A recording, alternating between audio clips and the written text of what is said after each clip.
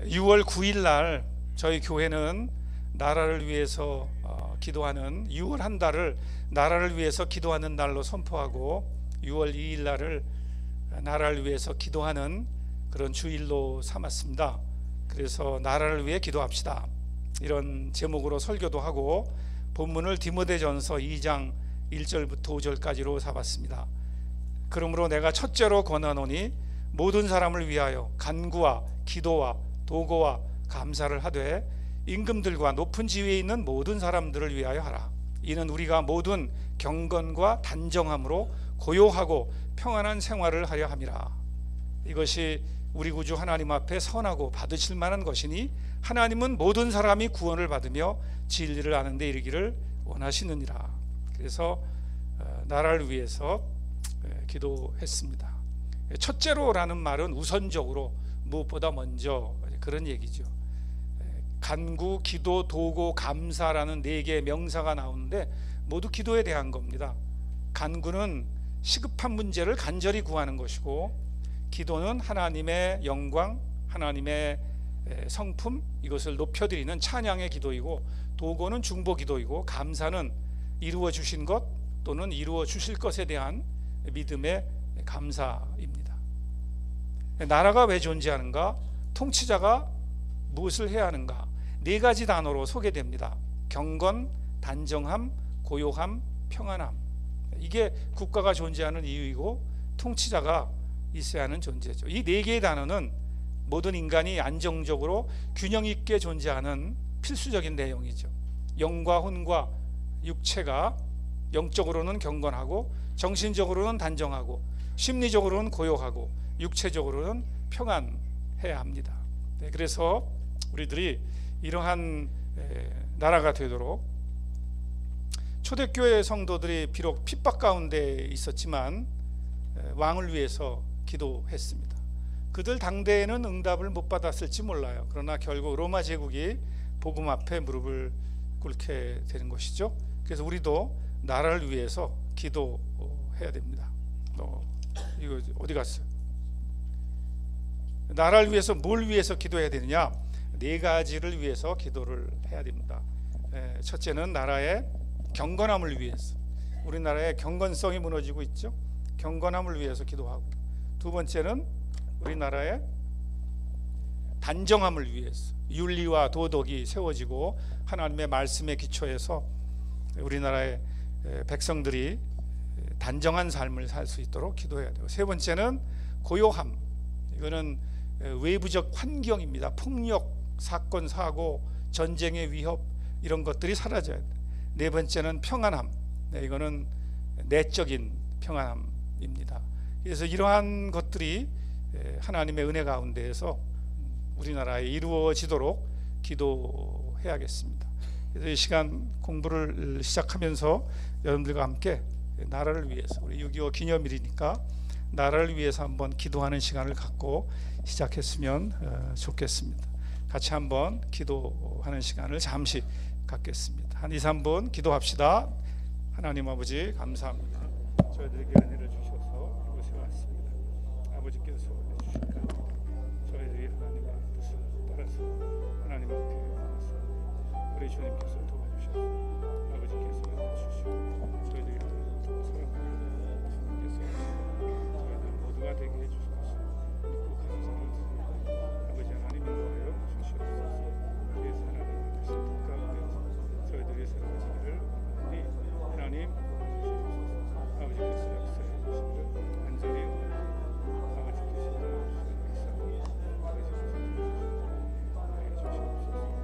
원하니 아버지께서 도와주시옵소서.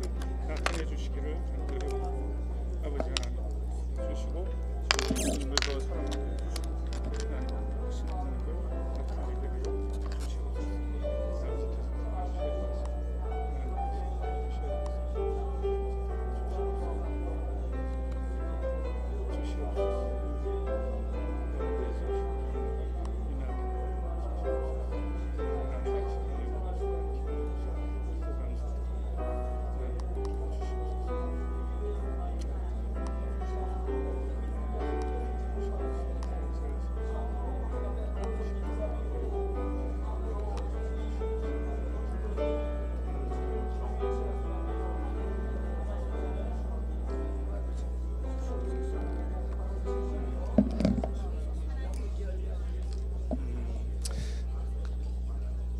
거룩하신 아버지 하나님, 저희들로 하여금 주님을 사랑하고 또 주님께서 허락하신 이 나라를 사랑하게 해주셔서 감사합니다.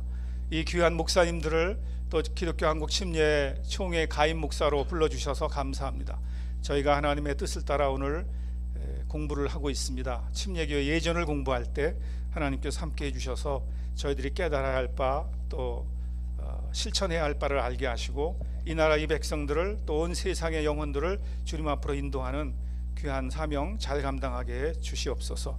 주께서 이 시간도 인도해 줄 줄 믿사오며 예수님의 이름으로 기도하옵나이다. 아멘. 서론이 좀 길었습니다. 이렇게 귀한 자리에 초청해 주신 총회장님, 또 총무님, 또 교육부장님, 또 행정국장님, 또 이제 참석해 주신 여러분들께 진심으로 감사를 드립니다. 제가 갑자기 PPT가 이거 파일이 안 뜨고 있어서 지금 당황스럽기도 합니다. 그러나 우리 교환을 가지고 좀 진행하도록 하겠습니다. 한번 좀 봐줘. 이게 빠졌어. 그렇구나. 기독교의 모든 신자들과 교회들이 가지고 있어야 할 세 가지 사역이 있습니다. 한번 좀. 그게 뭐냐 하면 나를 중심으로 했을 때 하나님을 향해서 또 다른 성도들을 향해서 또 이 세상을 향해서 나가게 됩니다. 그래서 하나님을 향하여 우리가 해야 할 일, 이걸 라이툴기아라고 말합니다. 하나님의 백성이 마땅히 해야 할 일, 이게 이제 라이툴기아라고 하는데요. 그 다음에는 다른 신자들을 향해서 하는 일을 코이노니아라고 합니다. 친교라고도 표현되어 있죠. 그 다음에 세상을 향해서 하는 일을 마르투리아, 증거한다라고 합니다. 그러니까 우리는 이 세 방향의 세 가지 사역 속에 존재하는 겁니다. 하나님을 향하여 라이툴기아, 다른 성도들을 향하여 코이노니아, 세상을 향하여 마르투리아. 그래서 라이툴기아를 예배라고 그러고 예전이라고도 하고 코이노니아를 교제 또는 마르투리아를 증거, 이렇게 세 가지 사역을 하게 됩니다. 이 세 가지 사역 중에서 제일 우선적이고 기본적인 것이 라이툴기아입니다. 하나님께 붙어 있지 아니하면 아무것도 할 수 없기 때문에 예배 사역이 중요합니다. 예배는 하나님의 백성과 교회의 기본적인 사명이면서 오랫동안 해왔습니다. 그러나 예배만큼 오해도 많고 여러 가지 엇갈리는 상황도 있는 게 드뭅니다. 그래서 예배에 따라서 교회, 교단 많이 갈라집니다.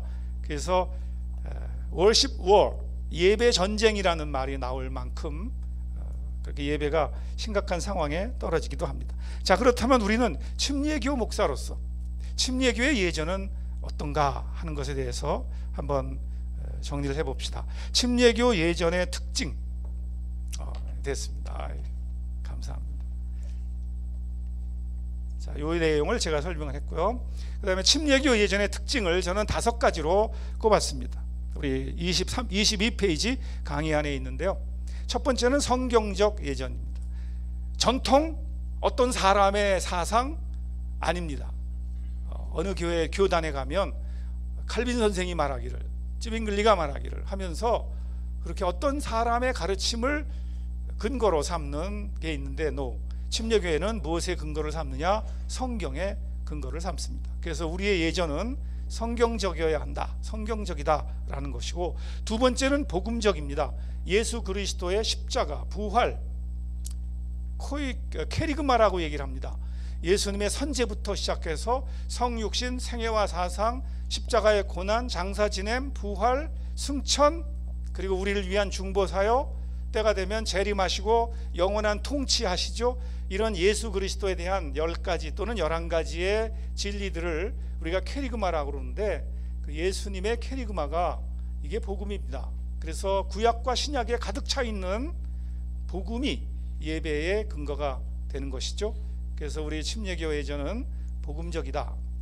세 번째는 공동체적 또는 회중적이라고 합니다. 침례교의 정체성 중에 특징은 회중입니다. 회중, 공동체. 우리는 믿음의 가족이라고 말합니다. 그래서 모두가 다 공감하고 합의하고 아멘 할 때, 그때 그게 힘이 있습니다. 그래서 나 혼자만, 내 주장만, 내가 보기에가 아니라 하나님께서 우리들 가운데 임재하시고 우리들을 통해서 분별하게 하시고 우리로 하여금 예배하게 해주시죠. 그래서 온 공동체가 믿음의 가족이 되어서 하나님 앞에 함께 예배한다. 그래서 온 공동체는 기도하는 가운데 성령님의 감동 속에서 자발적인 자유함 속에 합의하면서 예배 사역을 이루어 나간다 하는 것입니다. 네 번째는 신앙 고백적입니다. 신조가 아닙니다. 사도신경이나 뭐 이런 게 아니라 신앙 고백입니다. 지금 이 시간 하나님께서 우리에게 어떤 신앙 고백을 하게 하시는가, 그것에 가치를 둡니다. 그래서 우리 자매교단인 미국 남침례교단은 20여 가지로 구분되는 그들의 신앙 고백문을 작성해서 그걸 가지고 교육하고 설교하고 교단의 모든 일들을 그 신앙 고백에 기초해서 이루어가고 있습니다. 우리도 선언적으로 뭐 몇 가지 이렇게 적어놓고 있는데 상당히 너무 포괄적이어서 그 의미가 살아나고 있지 못합니다. 빨리 우리도 이 신앙 고백문을 정리하는 게 필요하겠다 생각합니다. 다섯 번째, 협력적입니다. 한두 사람의 탁월한 사람이 이끌어가는 게 아니라 모두가 다 함께 각자에게 주어진 은사를 따라서 믿음의 분량을 따라서 함께 기여하는, 이게 침례교회 이전의 특징입니다. 물론 이 다섯 가지는 침례교회의 일반적 특징이기도 하고 침례교회의 목회의 특징이기도 합니다. 그런데 특별히 침례교회 예전의 특징으로 이 시간에 제시해 드립니다. 그래서 예전, 우리가 이렇게 얘기를 하는데 예전이 뭐냐? 크게 예전의 종류를 네 가지로 말할 수 있습니다. 첫째는 예배입니다. 예전의 중심이 예배죠. 이건 하나님을 높여드리는 거예요.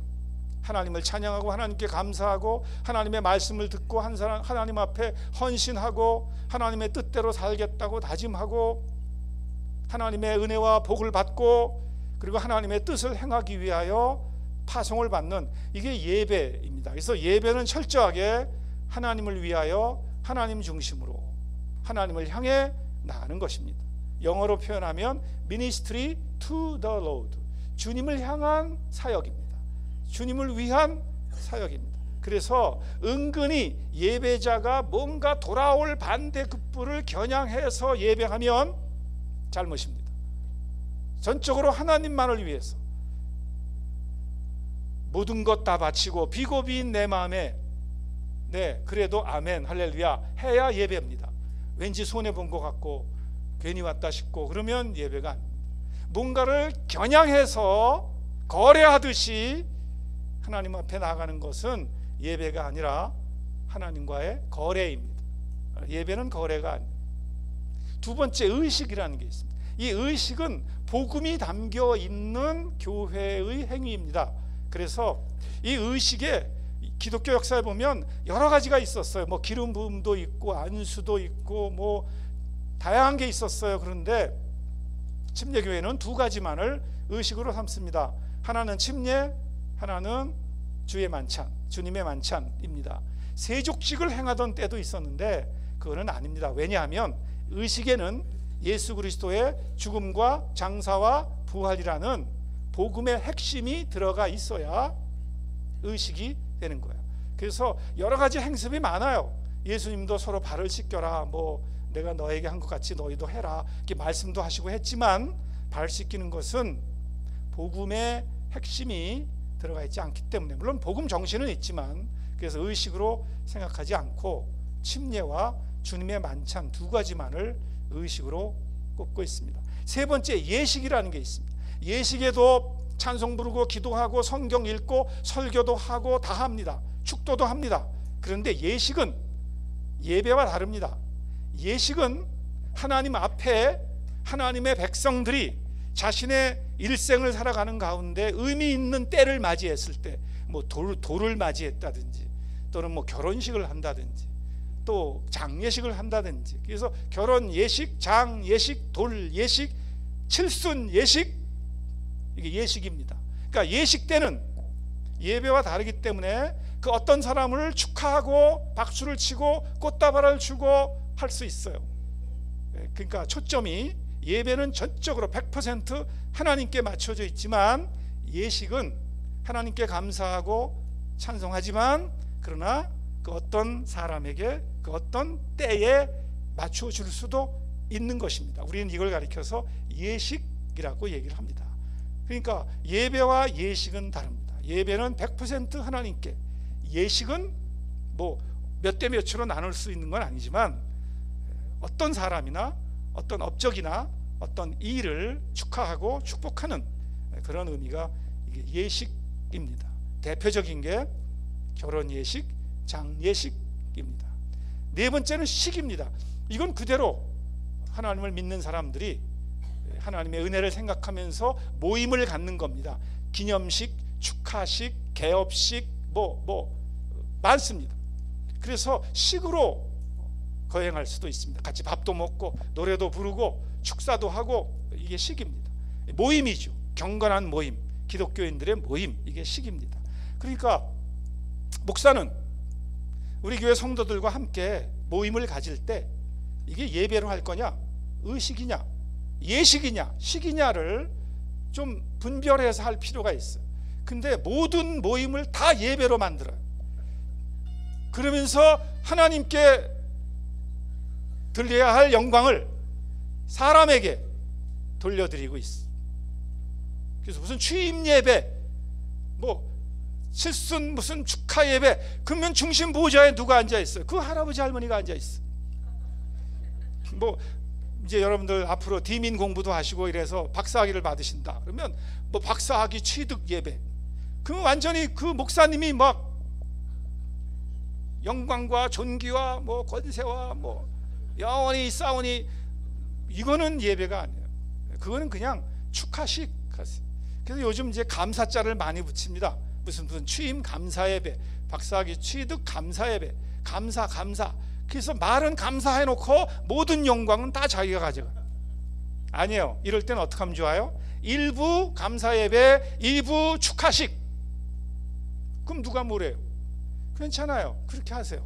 그래서 예배냐, 의식이냐, 예식이냐, 식이냐, 이거에 대한 분별의식이 좀 필요하고, 여러분들이 목회 현장에서 오늘 이 모임을 어떤 것으로, 그 성격을 어떤 것으로 진행할 거냐를 생각해서 준비하시고 시행하시면 좋겠습니다.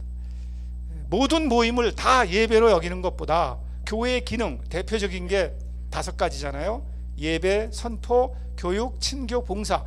이게 이제 교회의 5가지 기능인데, 이거에 맞는 모임으로 특성화시키는 게 필요할 것 같습니다. 그래서 예배는 주일 예배, 이거 하나 딱 중심으로 정해놓고, 그 외에 다른 모임은 성경 공부 모임, 신앙훈련 모임, 기도회 모임, 친교 모임, 봉사 모임, 전도 모임 등등등 그 모임을 특화시키자. 그래서 교회 모임을 이렇게 보면 다 예배예요. 근데 예배가 아니에요. 내용은 그거는 선하지 않습니다. 그래서 교회의 기능에 따라서 교회의 모임을 다양하게 하면서 특성화시키는 게 필요하고, 예배자를 붙이려면 예배답게, 그리고 교회의 기능에 맞추어서 특성화시킨 모임으로 진행을 하는 게 좋겠다라고 생각합니다. 주일에는 주일 예배로, 주일 오후에는 신앙훈련이나 성경교육으로, 수요일에는 기도회로, 새벽 모임은 새벽 경건회나 새벽 기도회로, 구역, 목장, 가정교회 등등은 각각의 명칭으로 진행을 하는 게 좋겠다 하는 것입니다. 물론 모든 모임을 예배로 할 수 있어요. 예배라고 이름을 붙이면 예배로 하세요. 예배답게 예배로 하세요. 그러나 제목은 예배고 내용은 예배가 아니면 그거는 잘못입니다. 그래서 우리 이제 주일 예배를 하게 됩니다. 주일 예배는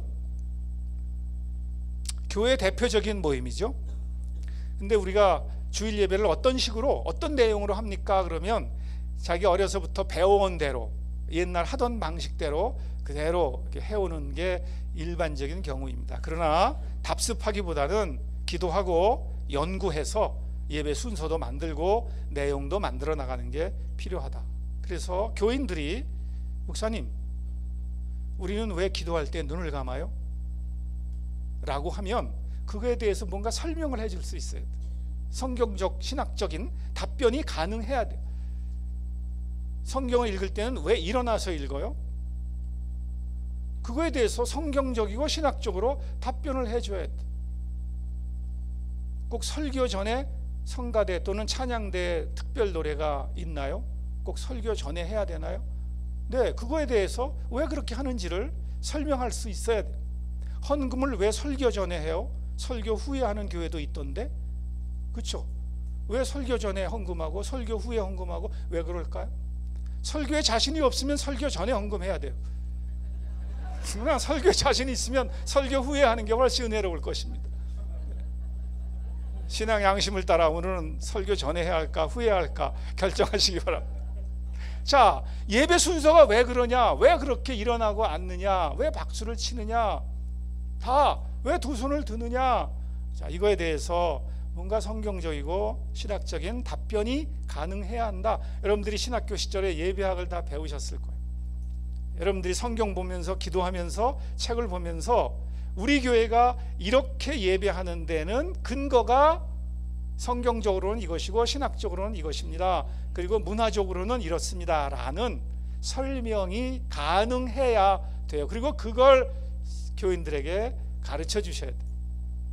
예배의 내용과 표현 형태에 대해서 다양성을 이해하십시오. 예배의 내용이 감사, 찬양, 자백 등등이라면 각각의 내용을 어떻게 감사할 거예요? 노래로 할 거예요? 기도로 할 거예요? 박수를 칠 거예요? 시편을 낭독할 거예요? 감사를 어떻게 표현할 거냐? 찬양한다, 하나님을 찬양한다.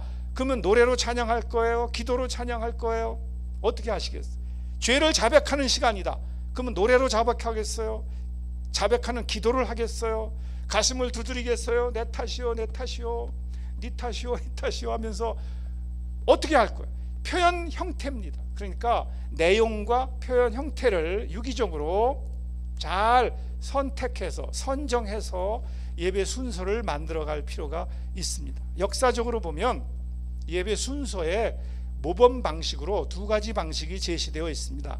첫째는 사중구조, 두 번째는 이사야 6장 방식인데, 사중구조 방식은 오래되었습니다.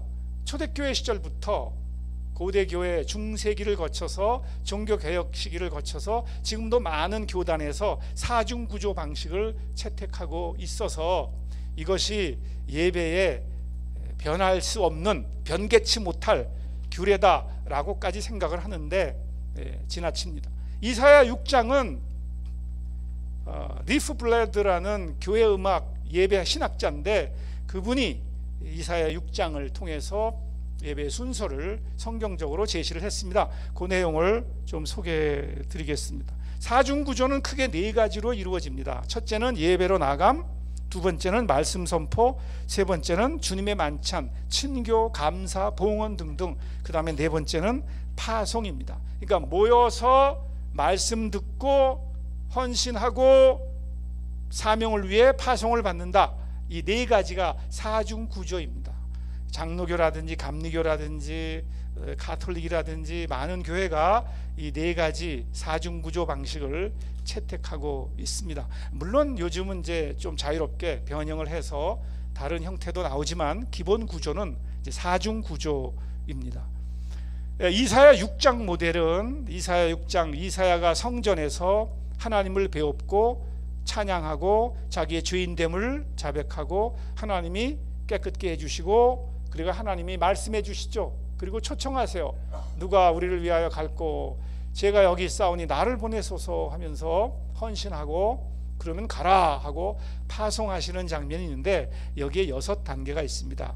계시와 인식, 영광, 찬양, 반성과 자백, 선포와 초청, 응답과 헌신, 축복과 파송, 이 6가지를 담고 있는 것이 이사야 6장 모델입니다.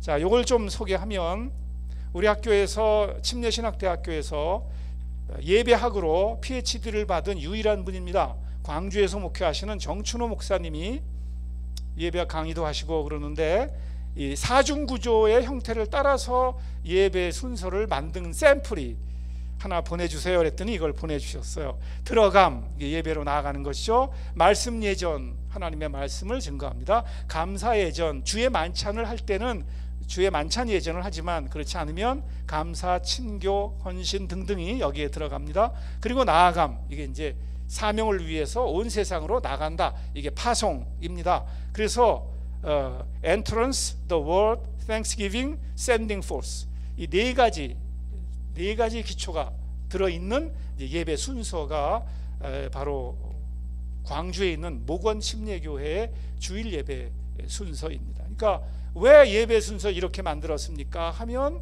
그거에 대한 이걸 근거로 이렇게 했다라고 이제 설명할 수가 있겠죠. 그리고 이제 그 주보 밑에는 주일 오후 양육 예배, 수요 저녁 기도 예배, 그러니까 양육 예배, 기도 예배, 그 예배자를 붙이긴 했는데 성격이, 모임의 성격이 이건 양육이다, 이거는 기도다라고 그 모임을 특성화시킨 그런 형태죠.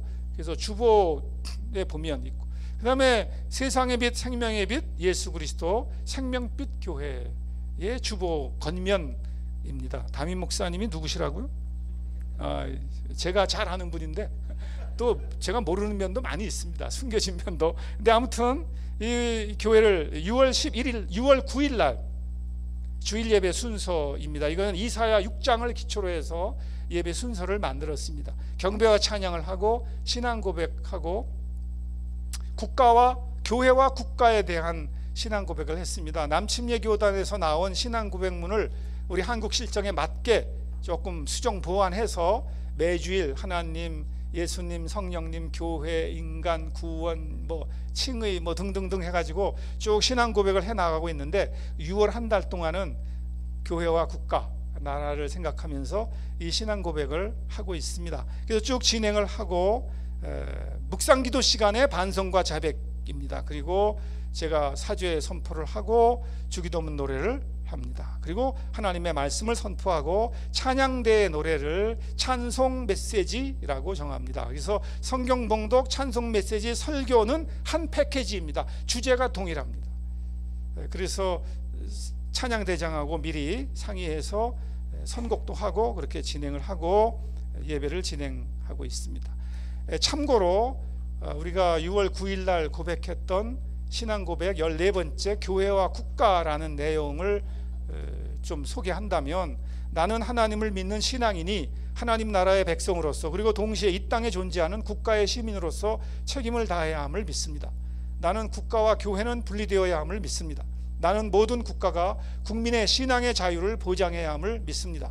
나는 국가가 교회의 신앙적 의견에 대해 처벌해서는 안 되며 교회가 복음 전파와 사회봉사 등 신앙적으로 건전한 목적을 추구함에 있어서 보호하고 완전한 자유를 제공해야 함을 믿습니다.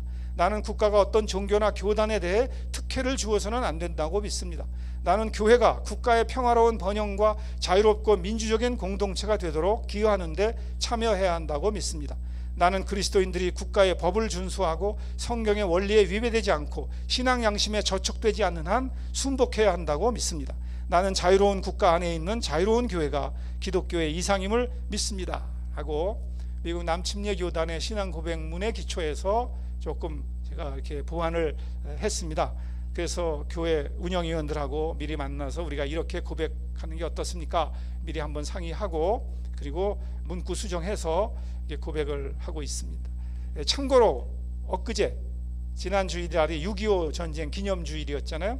그래서 평화전쟁에 대한 15번째 신앙 고백을 했습니다. 전쟁에 대해서 우리가 어떤 신앙 고백을 해야 할 것이냐 하는 것입니다. 아무튼 참고로 이렇게 말씀을 드려서 주보 뒷면에 이 신앙 고백문을 게재해 놓고 예배 시간에 같이 읽으면서 고백을 하고 있습니다. 자, 주일 예배를 이렇게 진행을 합니다. 그 다음에 침례의식입니다. 침례의식은 누구에게 침례를 주느냐? 구원의 믿음을 가진 사람에게 공동체, 즉 교회 앞에 자신의 신앙을 공개적으로 고백하는 의식으로 세 가지 의미가 있습니다. 신앙 고백적 의미가 있고, 그 다음에는 교회가 그의 신앙 고백을 인준하는 것입니다. 너희가 땅에서 무엇이든지 매면 하늘에서도 매일 것이고 땅에서 풀면 하늘에서도 풀린다라는 말씀을 이해하고 적용합니다. 그래서 한 사람이 구원에 이르는 믿음이 있느냐 아니면 미흡하냐에 대한 분별을 누가 하느냐? 교회가 한다. 물론 그 영혼이 진실로 구원받았는지 안 받았는지는 말 그대로 하늘나라 가봐야 알아요. 그러나 하나님께서 우리에게 위임해 주신 분별의 은혜를 따라서 우리는, 적어도 우리 교회는 이 사람이 구원의 믿음이 있는지 거듭난 성도인지를 우리가 분별하고 그렇다라고 인정해 주겠다, 아니면 인정할 수 없다. 이거를 하나님이, 우리 예수님이 누구에게 위임해 주셨냐? 교회에 위임해 주셨다라고 믿는 거예요. 교회 목사가 아니에요. 안수집사도 아니에요. 교회에 위임해 주셨어요. 그래서 교회는 그 사람의 신앙 고백이 진실한지를 여러 차례로 여러 각도로 검증하면서 그의 신앙을 인준해 줄 수 있어야 돼요. 그리고 인준했을 때 침례를 베풀 수 있습니다. 다른 교회에서 신앙생활 하다가 우리 교회로 오는 경우가 있어요. 그때도 마찬가지예요. 내가 이러이러한 신앙을 가졌습니다. 언제 세례를 받았고 언제 침례를 받았고 등등등 자기의 신앙 간증문을 적어서 그걸 교회 앞에 내면 교회가 그거에 대해서 검증하고 인증을 해줄 것인지 말 것인지를 교회가 결정할 수 있어야 됩니다. 물론 교회의 전체적인 사무처리회라든지 주일 예배라든지 또는 침례식 현장이라든지 그런 공동체적인 인준 과정 이전에 여러 단계를 거쳐서 그 사람의 신앙 고백의 진실성 여부를 검증할 수 있어야 할 겁니다. 그리고 침례를 받으면 신앙적인 가족으로의 연합을 이루게 됩니다. 우리 한 가족이 됩니다. 그러면 영원토록 책임져야 할 우리의 가족이 되는 겁니다. 그래서 침례는 개인으로 보면 신앙 고백이고 교회로 보면 그 사람의 신앙 고백을 인준해 주는 것이고 그 다음에 신앙적 가족으로의 연합을 이루게 되는 겁니다. 고백, 인준, 연합, 이것이 침례의 세 가지 의미다라는 것. 한 사람이 복음을 듣고 구역에 참여한다든지 성경 공부에 참여하든지 주일 예배에 참석해서 은혜를 받고 복음을 깨닫고 회개하고 예수님을 믿음으로 거듭나는 믿음을 갖게 되었어요. 그러면 후견인은 그 사람을 인도했던 사람 또는 교회에 온 다음에 곁에서 신앙적 멘토의 역할을 했던 사람이 그 새신자의 신앙을 확인하고 또는 다른 교회에서 우리 교회로 이전해 오는 사람이 있어요. 이사라든지 여러 가지 이유로 그 사람을 후견인이 그의 신앙을 확인하고 사역 담당자, 예를 들면 구역장, 교사, 기관사역자, 안수집사, 목회자 등에게 보고합니다. 제가 만난 이런 사람이 구원의 믿음이 있습니다. 우리 교회에 와서 등록하기를 원하는데 구원의 믿음이 확실한 것 같습니다 라고 자기가 상담한 결과를 사역 담당자에게 보고하면 사역 담당자가 그 사람의 새신자의 신앙을 확인한 후에 담임 목사님에게 보고합니다. 그러면 담임 목사는 그 보고를 받은 후에 그 사람을 면담하고 그리고 교회가 정한 일정 기간에 새신자 훈련 과정 또는 새 교인 훈련 과정을 이수하도록 안내합니다. 이 새신자 훈련 과정, 이거는 예수님 믿고 구원받은 사람뿐만 아니라 다른 교회에서 우리 교회로 넘어오는 사람도 반드시 새신자 훈련 과정을 이수하도록 하는 게 좋습니다. 그래서 새 교인 훈련 과정을 이수하도록 안내를 합니다. 이 새신자 훈련 과정에는 예수님을 주님으로 영접한 사람과 다른 교회에서 전입하여 오는 사람, 침례를 신청한 사람 등을 포함하며 내용은 구원의 믿음, 성경, 교회, 예배, 신자의 생활, 헌금, 구원의 확신, 침례, 주님의 만찬 등등을 포함시키면 좋습니다. 그래서 대략 한 10가지 정도의 주제가 교회 형편에 따라 목회 방침에 따라서 편성이 될 겁니다. 새신자 훈련은 가능하면 담임 목사님이 직접 시행하는 게 필요합니다. 그리고 필요시에 안수 집사님이라든지 또는 부목사라든지 또는 사역 담당자라든지 이렇게 필요시에 다른 사람들과 동역할 수 있습니다. 전도사에게 다 맡겨놓고 담임 목사는 마지막 시간에 가서 밥이나 먹고, 이거는 안 됩니다. 영적인 아비가 되어서, 믿음의 아비가 되어서 담임 목사님이 가능한 다 시행하는 게 좋습니다. 제가 서울에서 개척 목회하고 그렇게 하다가 이제 교수로 부름을 받았습니다. 그래서 대전에 이사를 왔는데 교회 대전 대형 침례교회 갔어요. 그랬더니 주일 예배 참석했더니 그 담임 목사님 신방을 오셨어요. 아, 교수님 우리 교회 예배 참석하셨대요. 우리 교회 오실 겁니까? 그래서 예, 기도하겠습니다. 기도는 뭐하러 합니까? 그냥 결정하시지. 그래가지고 거기서 이제 기록해서 내고, 근데 그 다음 주일날 두 번째 주일에 갔더니 부산에서 목회하시는 안야고 전도사님, 그분이 예배 끝난 다음에 저를 만나더니 아, 교수님 반갑습니다. 우리 교회 등록하시기로 하셨다면서요? 그래서 아, 예, 그렇습니다. 근데 등록하시기 전에 할 일이 있습니다. 뭔가요? 새신자 훈련 받으셔야 됩니다. 그래서 제가 대전 대형 침례교회에 안수받은 목사, 교수가 새신자 훈련에 가서 4주간 교육을 받았습니다. 그걸 받은 다음에 그 수료증을 가지고 담임 목사님 방 만났어요. 아유, 목사님 수고하셨습니다. 다음엔 강의하세요. 그래가지고 이제 새신자 훈련을 마치고 주일 예배 때 담임 목사님이 우리 이명희 교수님 오셨는데 우리에게 등록하시고 새신자 훈련 잘 마치셨습니다. 언제 구원의 확신 갖고, 언제 침례 받고, 언제 목사 안수 받고, 언제 다 보고, 서울에서 개척하고 신학교 교수로 오셨고, 그리고 우리 교회 새신자 훈련 4주 과정을 이수하셨습니다. 이 목사님을 우리 교회 교인으로 받아들이는 것에 대해서 성도님들 좋으시죠? 그러니까 아멘 박수. 그리고 또 묻겠습니다. 우리 이명희 목사님을 우리 교회 협동 목사님으로 추대하는데 찬성하십니까? 아멘. 그래서 그렇게 제가 대전 대형 침례교회 교인이 되고 협동 목사가 되었어요. 저는 그것이 얼마나 감사하고 영광스러운지 몰라요. 그래서 한 사람이 한 교회 교인이 된다, 등록 교인이 된다, 침례를 받음으로 새 교인이 된다, 새 신자가 된다, 이거는 엄청난 거예요. 그래서 꼭 담임 목사님이 하시면서 동역을 하시길 바랍니다. 오산 침례교회 지난 고난주간에 설교하러 갔더니 주보에 온 교인들을 대상으로 10주간 고난주간과 부활절을 전후해서 10주간 10차례 이 주제를 공부하는 거예요. 복음반 수료를 부여하기 위해서 하는데, 첫 번째는 구원, 죄사함, 거듭난, 주대심, 자녀됨, 이런 주제로 10주간 하는데 온 교회 교인들이 이 훈련을 받아요. 그래서 제가 목사님한테 이거 뭐 다 아는 거 아닐까요? 그랬더니 아닙니다. 저희 교회는 종종 이렇게 쫙 한 번씩 기초를 다지는 시간을 갖습니다. 여기에 걸려드는 사람 참 많습니다.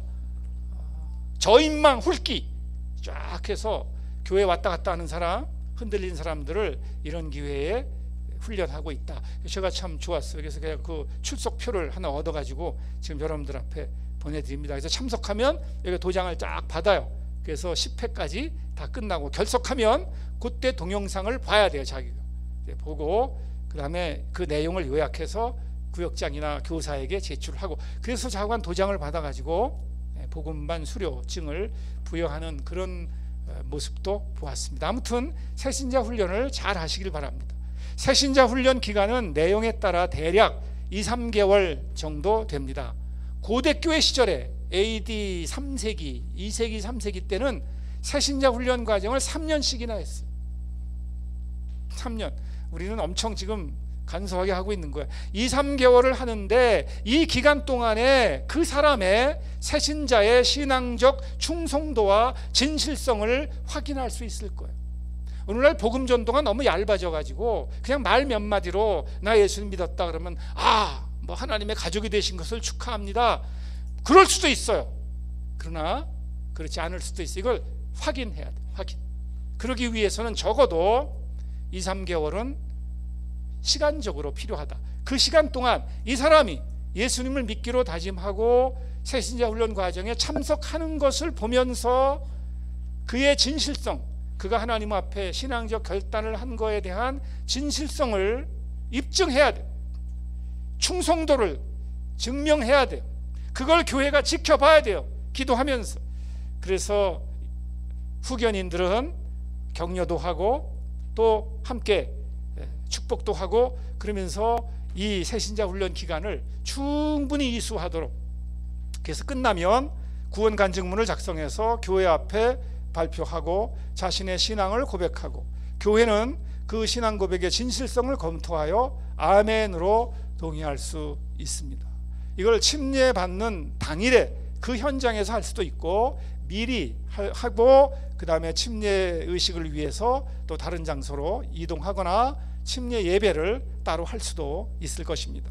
중요한 것은 온 교회가 그의 신앙 고백을 듣고, 그리고 합당하다라고 아멘으로 공감하는 인준을 해야 된다라는 것이죠. 침례 형식은 반드시 침수례로 행합니다. 어떤 목사님이 그래요. 침례교회가 침수례를 해야 되지만 이 사람이 암 환자고 병원에 있고 어떻게 할 수가 없으니까 이런 상황에서는 세례라도 해야지요? No.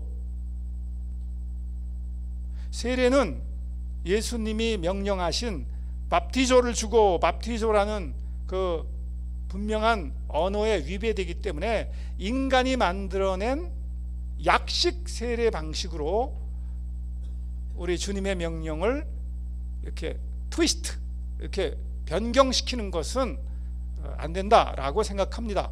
그래서 세례를 줌으로써 침례를 대체한다, 이거는 용납할 수 없습니다. 그래서 침례를 못 주면 못 줬지 다른 형태로 주려고 시도하지 마시기를 바랍니다.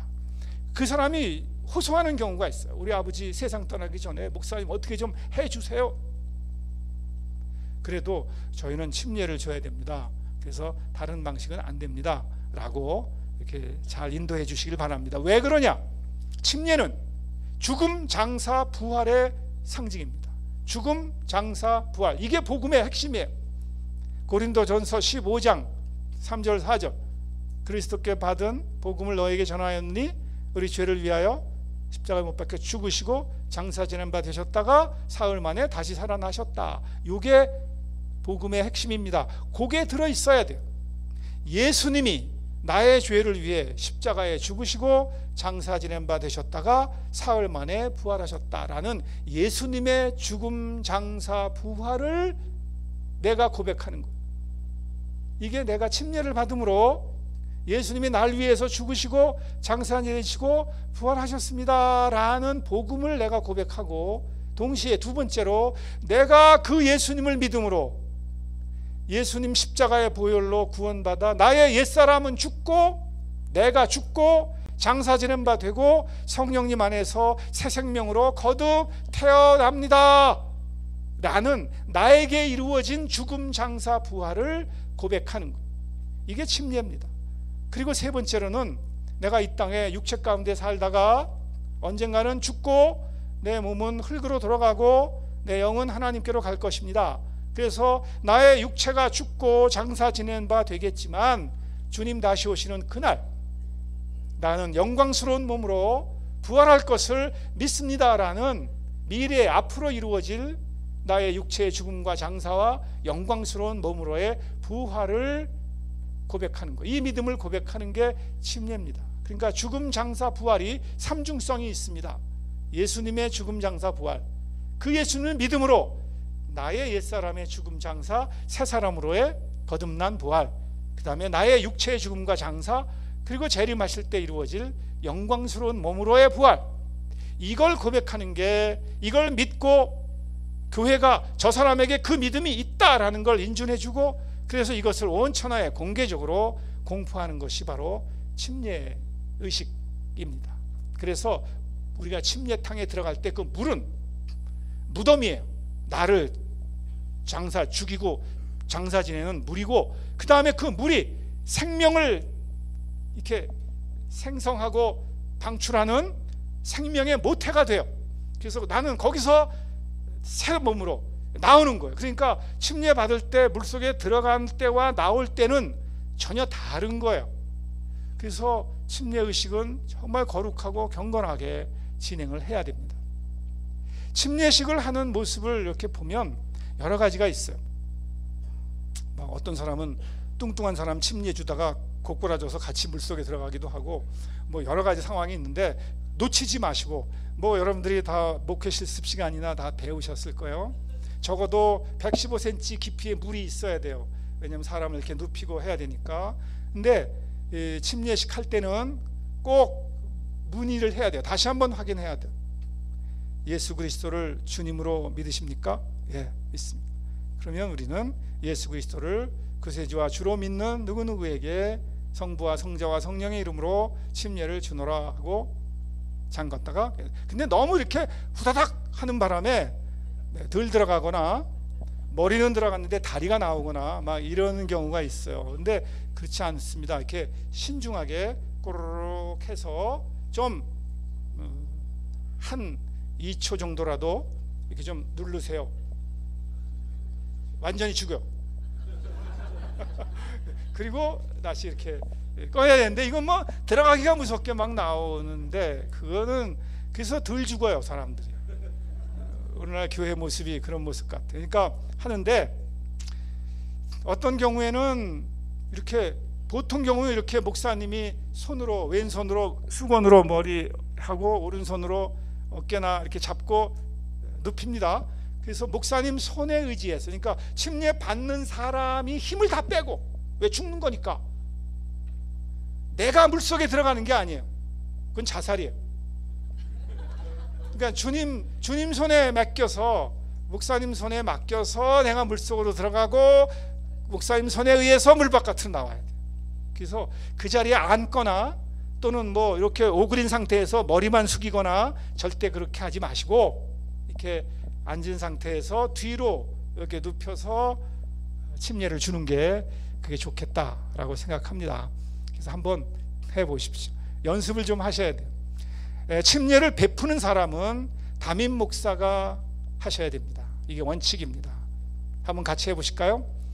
예수 그리스도를 주님으로 믿고 거듭난 누구누구에게 내가 성부와 성자와 성령의 이름으로 침례를 베푸노라. 아멘. 자, 이런 형식으로, 이런 내용으로 침례를 베풉니다. 그래서 침례 장소는 교회당에 침례탕이 있으면 좋고, 다른 교회당을 빌려서 할 수도 있고, 강에서, 풀장에서, 아무튼 물이 있는 곳이면 가능하다라고 생각합니다. 제가 은퇴하기 전에 우리 학교에 침례탕을 만들고 싶었어요. 그래서 여러 차례 시도를 했는데 잘 안 됐습니다. 그래서 어떻게든지 이쪽 구석에다가 침례탕을 만들 생각도 하고, 저 뒤 정원에다가 만들 생각도 하고 그랬는데 잘 안 됐는데, 신학교에 침례탕이 마련된다면 자유롭게 신학교도 구경도 하고 침례식도 하고 그랬으면 참 좋겠다 싶은데, 아무튼 여러분들이 교회를 개척하면, 자, 침례 받을 사람이 생기면 어디서 침례할 것인가를 물색을 해야 돼요. 그래서 미리 답사도 하고, 그렇게 해서 침례 받을 사람이 있으면 시행하시기를 부탁을 드립니다. 침례 의식은 정규 예배 때 하면 좋습니다. 주일 예배 때 할 수 있으면 제일 좋습니다. 아니면 따로 침례 예배를 시간과 장소를 정해서 따로 할 수도 있습니다. 침례는 담임 목사가 하고, 담임 목사가 지정하는 목사가 하는 게 좋습니다. 예를 들자면 뭐 중고등부 수양회를 가서 침례식을 한다. 담임 목사님 가세요. 근데 불가피하게 못 갈 상황이 생기면 학생부 담당 목사에게 위임해서 침례를 베풀도록 할 수도 있습니다. 그러나 교회에 반드시 보고를 해야 됩니다.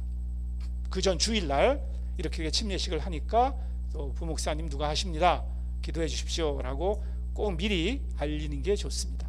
침례를 받은 후 교회 회원으로 가입함을 회중에게 묻고 아멘으로 화답하고, 교회는 구원의 믿음을 고백하고 침례받은 누구누구를 무슨 교회 가족으로 인준합니다 하고 선언하셔야 됩니다. 그래서 침례받는 당일 그 현장에서 할 수도 있고, 그 다음 주일날 침례받은 사람들을 다 앞으로 나오게 하고 축복하고, 그리고 가입시키는 절차를 진행할 수도 있고, 요 가입된 사람들을 모아서 그 다음 사무처리회 때 정식 보고 내용으로 목회 보고에 침례받은 사람 해서 몇 월 며칠 누구누구 이거를 보고할 수 있어야 됩니다. 자, 이렇게 침례 의식을 진행할 수 있으면 좋겠습니다. 침례를 받을 때 후견인들과 사역 담당자들과 성도들은 선물도 준비하고 또 뭐 꽃도 준비하고 그래서 마음껏 축복해 주면 좋을 것입니다. 주님의 만찬 의식입니다. 성만찬이라고도 하고 주의 만찬이라고도 하는데, 주님의 만찬이라고 하는 게 더 좋겠다 이렇게 생각합니다. 성만찬, 주의 만찬보다 주님의 만찬이 더 좋다. 여기 강의 안에 거기에 빠졌는데요. 좀 여러분들이 그 빈칸에 조금 적으시면 좋을 것 같습니다. 주님의 만찬 의식, 성만찬, 주의 만찬보다 주님의 만찬으로 하자. 한번 해보세요. 주님의 만찬, 주님의 만찬. 그래서 성만찬은 성례전적 의미가 있어서 좀 이건 화채설이나 이런 또는 임재설, 성령 임재설 이런 것을 따르는 교회에서는 성만찬이라는 말을 많이 씁니다. 근데 우리는 그렇게 안 하죠.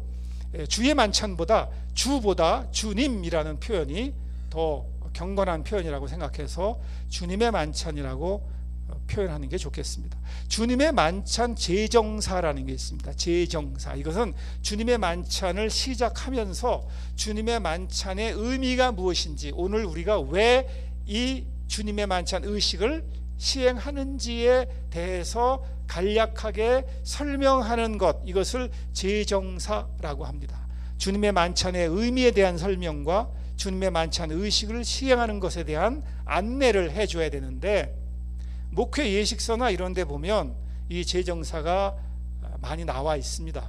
그래서 그걸 참고로 해서 주님의 만찬의 의미가 여러 가지가 있는데, 그 의미를 강조한, 어느 점을 강조할 거냐에 따라서 제정사 내용이 조금씩 달라질 수가 있습니다. 그래서 주님의 만찬을 앞두고 여러분들은 차분히 앉아서 내가 주님의 만찬을 할 때 이 제정사를 어떤 내용으로 할 것이냐를 미리 문장을 가다듬어서 정리를 해두는 게 필요합니다. 주님의 만찬은 기념과 상징입니다. 화채설, 신부가 축사하면 이 떡과 잔이 살과 피로 변한다. 그래서 축사하면 그것은 예수님의 피가 되고 예수님의 살이 되기 때문에 예수님을 대하듯 해야 된다. 그래서 축사한 떡은 성체다. 축사한 피는 성혈이다. 그래서 그 떡과 포도주를 숭배해야 됩니다. 예수님 대하듯이. 이게 화채설이에요. 그래서 그 예수님의 몸과 예수님의 피를 마심으로 우리에게 은혜가 부어지는 거예요. 이걸 이제 은혜의 방편 중에 주님의 만찬이 들어있어요. 그러니까 떡을 먹고 잔을 마실수록 나는 영적으로 성숙해져 가는 거예요. 이게 화채설입니다. 공제설이란 루터의 견해인데, 떡과 잔이지만 거기에 예수님의 살과 피가 함께 있다. 공제입니다. 그것도 우리가 찬성할 수 없습니다. 영적 임재설은 칼빈의 사상입니다. 떡이다. 그러나 예수님의 몸이 영적으로 임재해 있다. 루터의 견해에서 조금 바깥으로 나왔습니다. 그러나 영적 임재설을 신학적으로 좀 이렇게 견해 차이가 많습니다. 침례교회는 영적 임재설도 따르지 아니합니다. 그러면 우리가 인정하는 건 뭐냐? 기념설과 상징설입니다. 기념이라는 것은 과거에 있었던 예수 그리스도의 십자가 사건을 역사적 사실로 오늘 회상하면서 그 의미를, 거기에 담겨있는 의미를 우리에게 적용하는 거, 이게 기념입니다. 그리고 떡과 잔은 말 그대로 상징입니다. 상징. 이것이 뭐 영적으로 어떻게 돼 있다, 이것이 변한다, 전혀 그렇지 않고 이건 상징이다 라는 기념과 상징으로서 떡과 잔을, 주님의 만찬을 우리가 인정할 수가 있습니다. 주님의 만찬은 신년예배, 고난주간, 교회 창립 기념예배, 감사절, 성탄절 등 어떤 절기 때 할 수 있고요. 교회가 정한 때에 1년 스케줄을 정해 놓습니다. 그래서 저희 교회도 언제 주님의 만찬을 한다라고 정해 놓았습니다. 2019년에는 이제 10번 하도록 그렇게 되어 있습니다. 그래서 연초에 온 교인들에게 알리고 연간 약 8회 내지 12회 정도 하면 좋겠다라고 제안을 합니다. 그래서 자주 할수록 괜찮습니다. 매주 하는 교회도 있습니다. 1년에 4차례 해야 된다라고 말하는 교단도 있습니다. 그러나 한 달에 한 번 정도, 그리고 한 10번 정도 이렇게 할 수 있으면 좋겠다 생각합니다.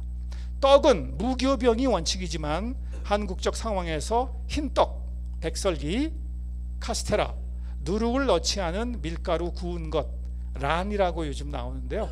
그것도 괜찮습니다. 피자 가게에 가서 제가 한번 주문을 해봤어요.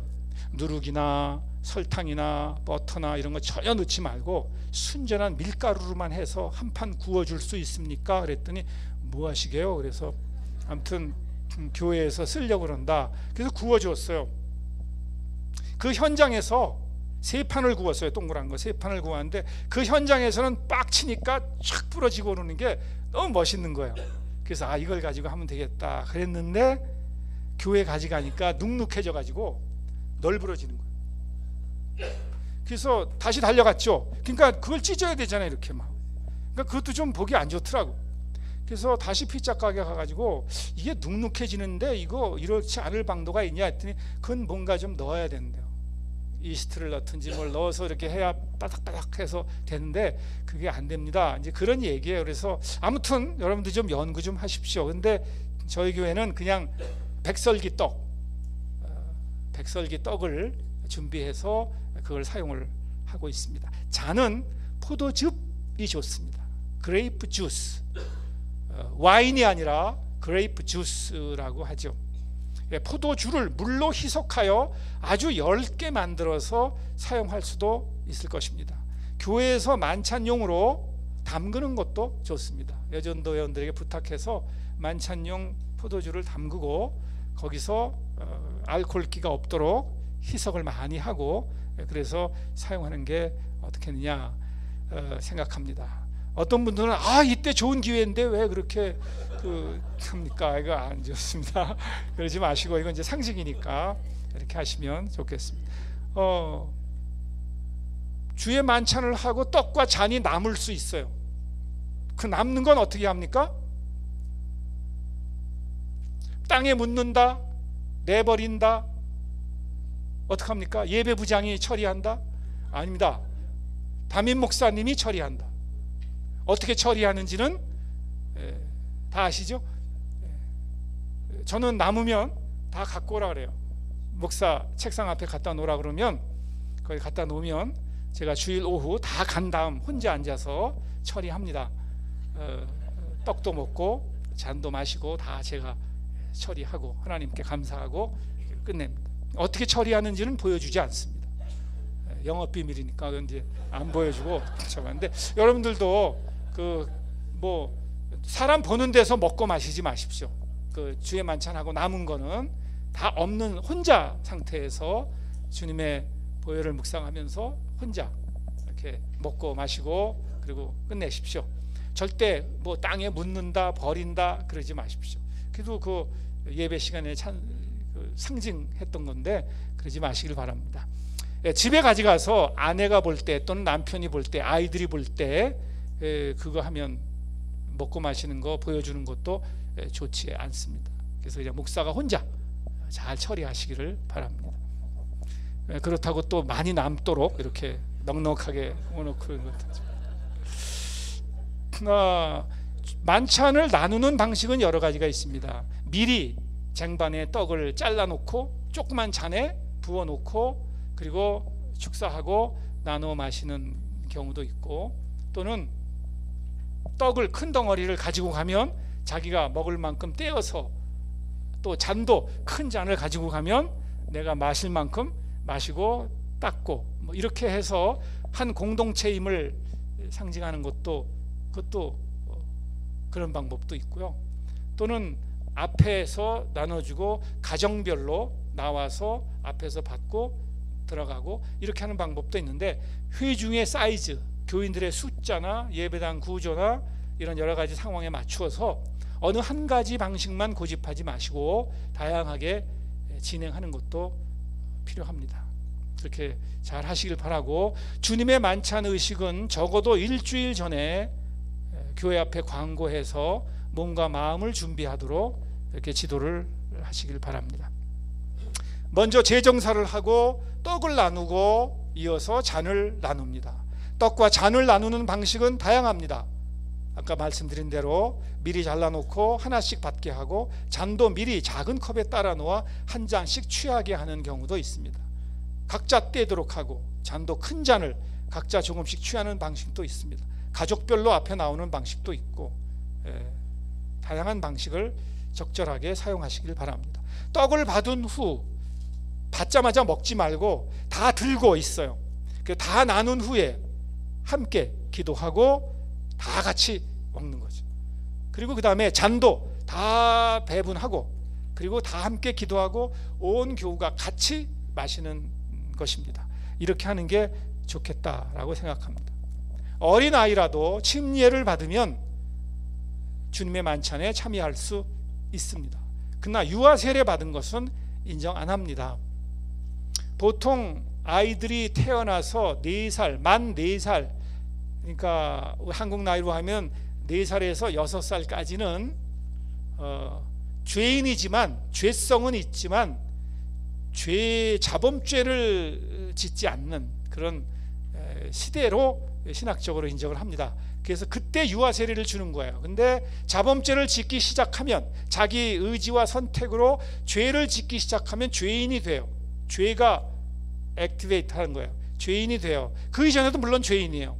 그러나 자범죄를 짓기 시작하는 책임성의 나이가 되기 전에는 그 아이가 죄책에서 예수 하나님의 은혜로, 특별한 은혜로 그 영혼을 하나님께서 거두실 것이다 라고 우리가 생각합니다. 침례교의 일반적 신학적 견해입니다. 그러나 자범죄를 짓기 시작하면 그때부터는 회개하고 예수님을 믿는 것 외에는 구원의 길이 없습니다. 그러니까 그 책임성의 나이 이전의 아이들은 참여할 수 없어요. 어디 딴 데서 유아 세례를 받았다 하더라도 주의 만찬에 참여할 수 없고, 보통 6살 이후에 아이들이 자기 죄를 회개하고 예수님 믿고 구원받은 믿음이 있을 경우, 그리고 침례를 받았을 때 주님의 만찬에 참여시킬 수 있습니다. 나이에 상관없이. 그런데 우리 교회에 나오긴 나오는데 세례만 받았다, 침례를 안 받았어요. 근데 여러분 교회에서는 침례 안 받, 구원 받았어요. 믿음이 있어요. 근데 침례 안 받고 세례만 받았어요. 그 사람을 우리 교회 교인으로 인정할 거냐 안 할 거냐에 대해서 조금 견해 차이가 있습니다. 저는 세례만 받으면 우리 교회에 자유롭게 참석하십시오. 그러나 우리 교회 교인은 멤버십은 아닙니다 라는 게, 이게 행정의 원칙이 돼야 된다라고 생각합니다.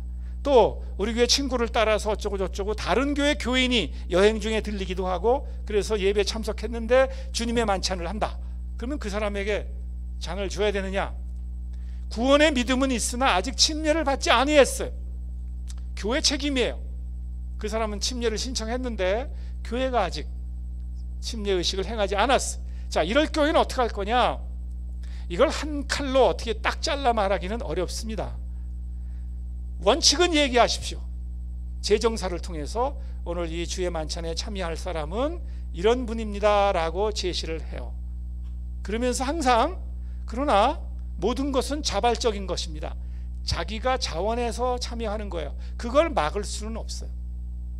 그래서 저는 다른 교회 교인이지만 오늘 예배 참석하고 너무 은혜롭고, 또 마침 주님의 만찬을 하니 저도 그저 큰 유니버셜 처치 개념에서 함께 참여하기를 원합니다 라고 해서 그 사람이 떡을 받으면 그건 인정해 주세요.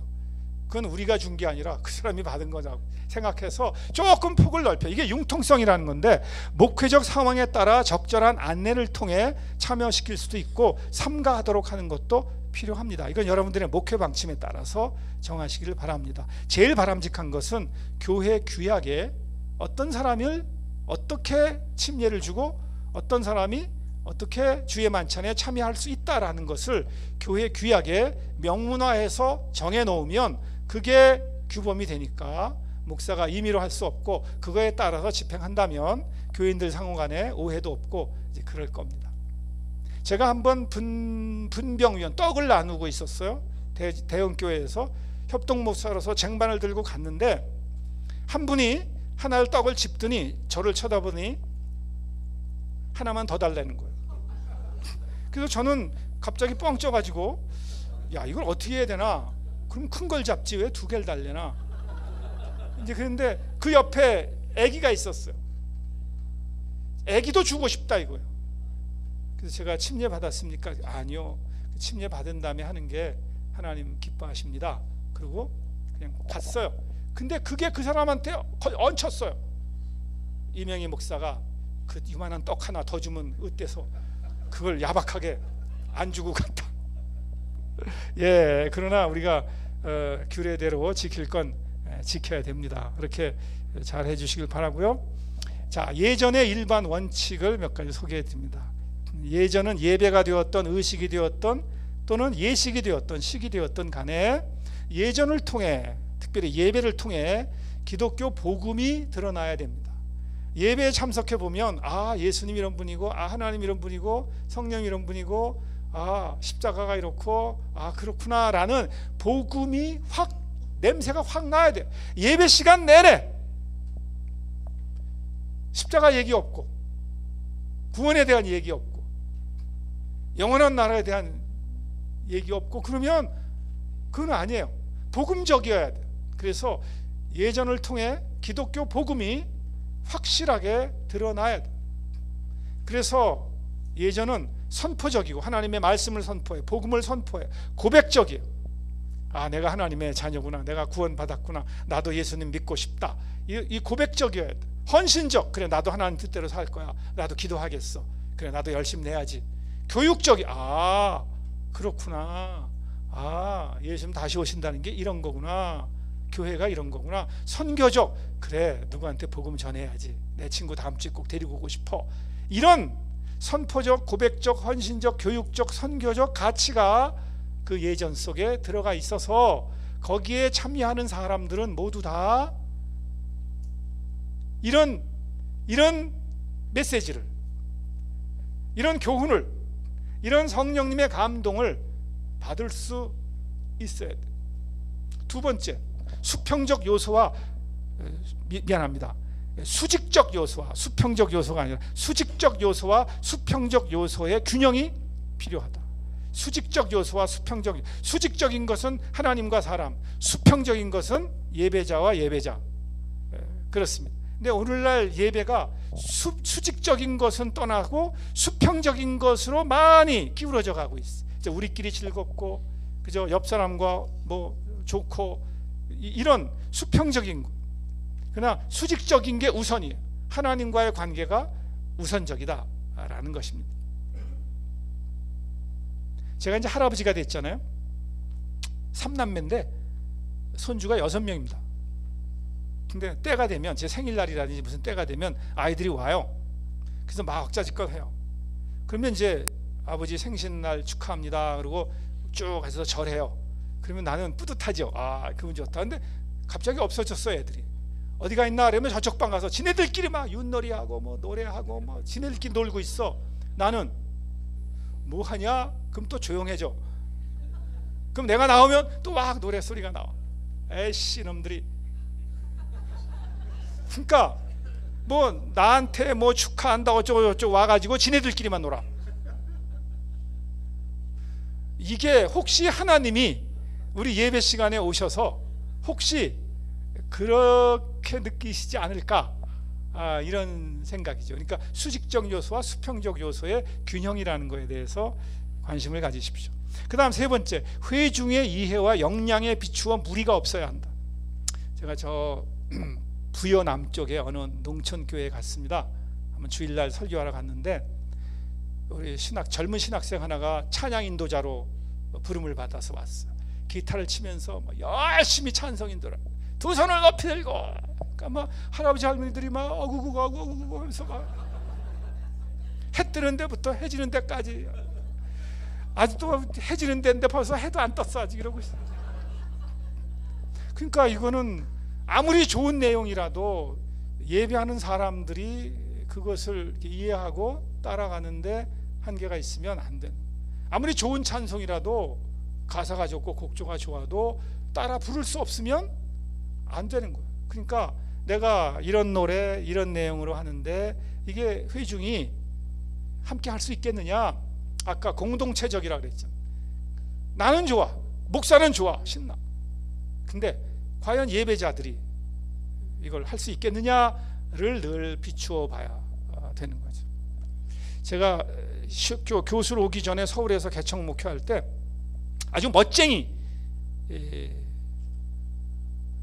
그 부인이 그리고 이제 교회에 나왔어.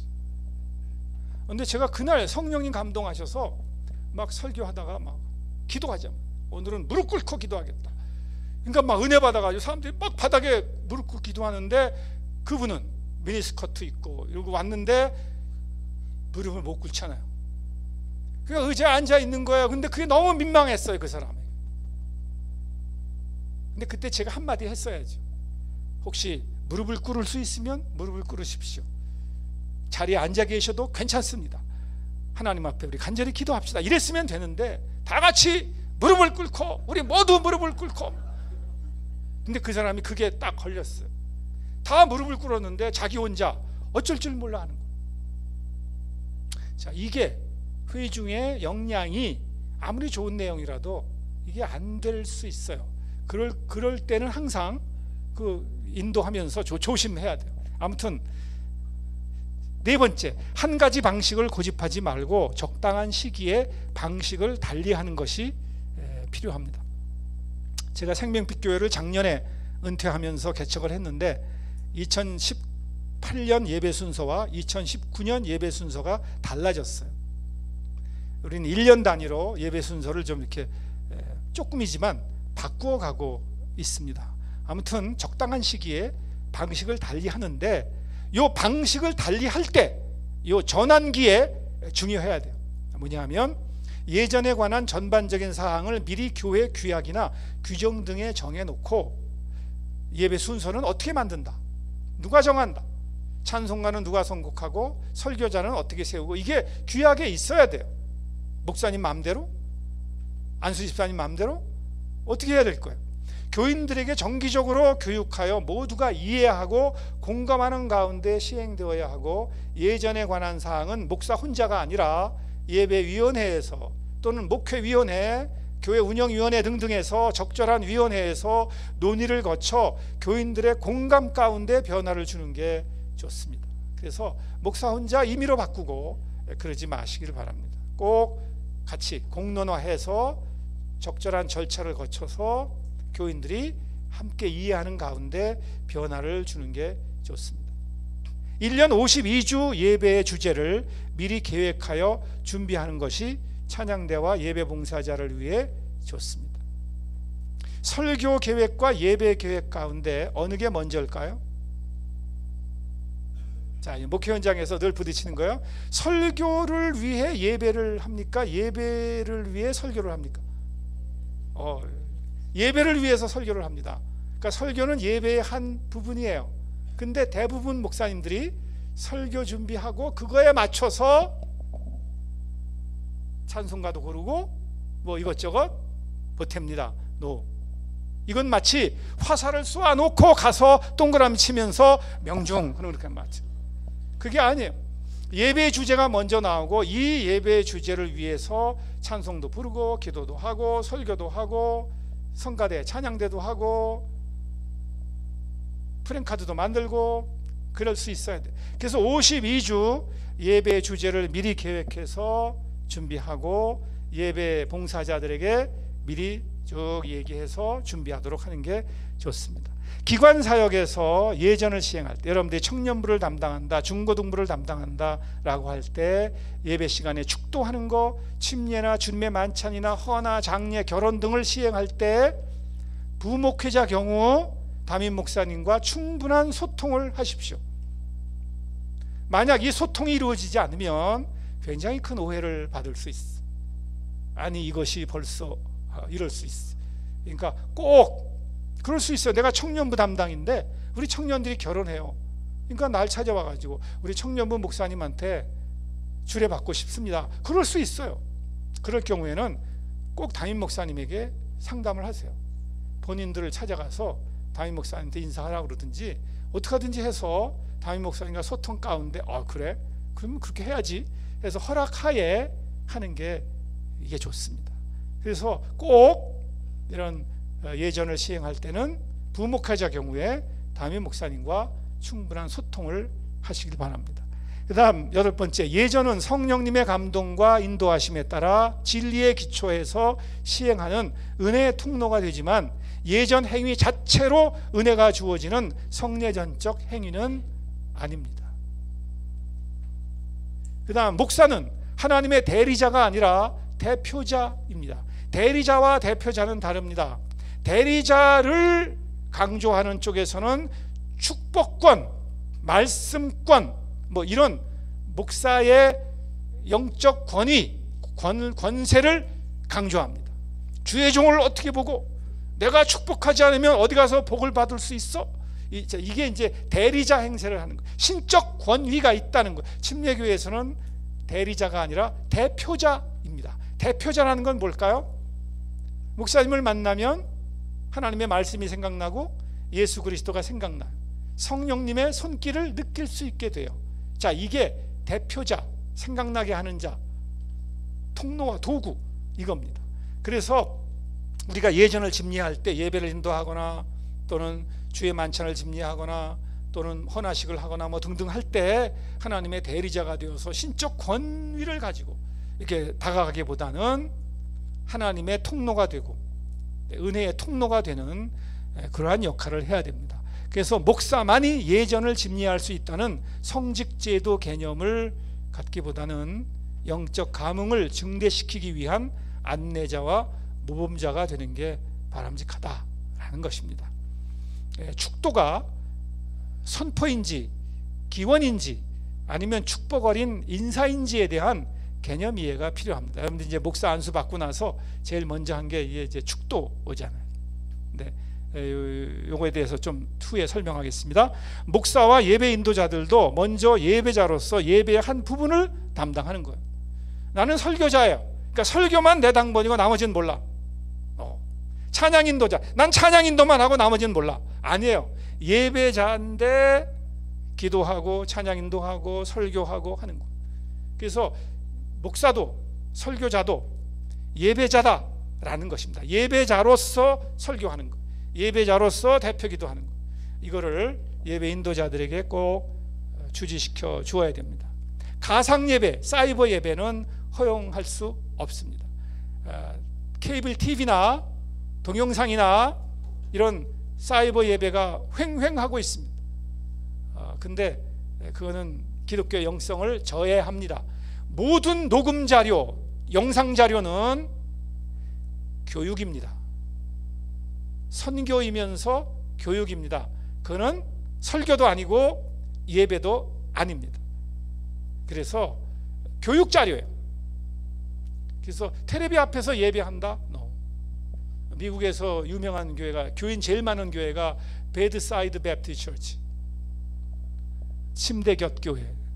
담임 목사 아니면 닥터 필로우 베개 목사님. 교인이 제일 많대요. 근데 아니에요. 그거 좋지 않습니다. 헌금 시간입니다. 거기에 구자번호가 있습니다. 눌러주세요. 166에 뭐 어쩌고 저쩌고. 아니에요. 그거 절대 하지 마십시오. 기독교 목회와 사역은 대면 사역입니다. 대면 사역. 그러니까 이렇게 같은 공간에 같은 시간대에 인격 대 인격이 만나서 시선을 주고받으면서 이루어가는 게 기독교 사역. 설교도 그렇고 예배도 그렇고 그렇습니다. 그래서 가상 예배는 허용할 수 없다라는 것입니다. 자, 축도에 대해서 얘기를 한다면 축도가 기도라면 하나님께 부름받아 영과 진리로 예배한 형제자매들로 하여금 하나님을 사랑하며 이웃을 사랑하고 나라를 위하여 기도하게 하시고 그리스도의 향기가 되게 하옵시고 우리 주 예수 그리스도의 은혜와 하나님 아버지의 사랑과 성령님의 교통하심이 주님 허락하시는 한 주간의 삶을 향해 힘있게 나가는 주님의 백성들에게 이제로부터 영원하도록 함께 하시기를, 안 지웠어요? 예수 그리스도의 이름으로 축원하옵나이다. 아멘. 이건 기도가 돼요. 그러니까 축도를 기도의 개념으로 생각한다면 이런 형식으로 하셔야 돼요. 앞부분에서는 설교 내용이나 이런 거에 파송의 의미가 있으니까 파송, 이 말씀대로 살기로 하는 그 사람들을 보내면서 주는 메시지.